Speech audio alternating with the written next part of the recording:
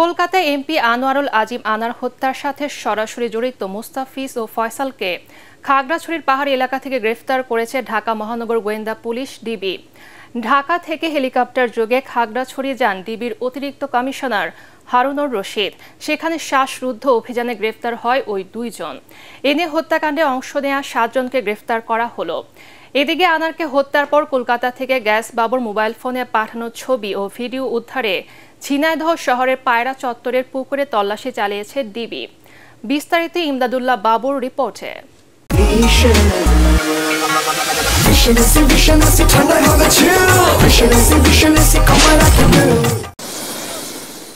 আলোচিত এমপি আনার হত্যার তদন্ত করতে গিয়ে একের পর এক চাঞ্চল্যকর তথ্য পাচ্ছেন গোয়েন্দারা।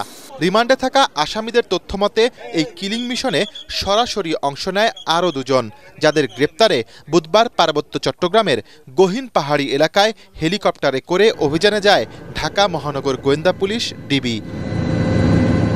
শ্বাসরুদ্ধকর অভিযানে খাগড়াছড়ির দুর্গম একটি পাহাড় থেকে গ্রেপ্তার করা হয় মোস্তাফিজ ও ফয়সালকে। পরে হেলিকপ্টারে করে তাদের নিয়ে আসা হয় ঢাকায়। আনার হত্যার এই ঘটনায় এ পর্যন্ত বাংলাদেশ, ভারত ও নেপাল 3 দেশ মিলে মোট 7 জনকে গ্রেপ্তার করা হয়েছে। এছাড়া ঝিনাইদহে আওয়ামী লীগের স্থানীয় 2 নেতাও রয়েছেন ডিবির হেফাজতে। গণমাধ্যমকে ডিবির অতিরিক্ত কমিশনার হারুনুর রশিদ জানিয়েছেন, এখন যুক্তরাষ্ট্রে পালিয়ে থাকা এই হত্যাকাণ্ডের মাস্টারমাইন্ড আখতারুজ্জামান শাহিনকে গ্রেফতার করা গেলে মোটিভ স্পষ্ট হবে। আমরা যাদেরকে আজকে গ্রেপ্তার করেছি তাদেরকে আমরা রিমান্ডে এনে তাদেরও আমরা জিজ্ঞাসাবাদ করব, তাদের কাছ থেকে অনেক তথ্যপত্র পাব।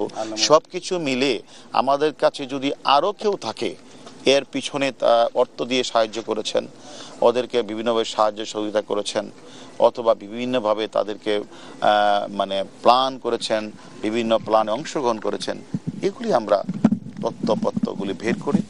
এদিকে এমপি আনার হত্যার ঘটনায় গ্রেফতার কাজী কামাল আহমেদ গ্যাস বাবুকে নিয়ে হত্যার পর ছবি ও ভিডিও পাঠানো তার মোবাইল ফোন সহ বিভিন্ন আলামত উদ্ধারে ঝিনাইদহে অভিযান চালায় ডিবি।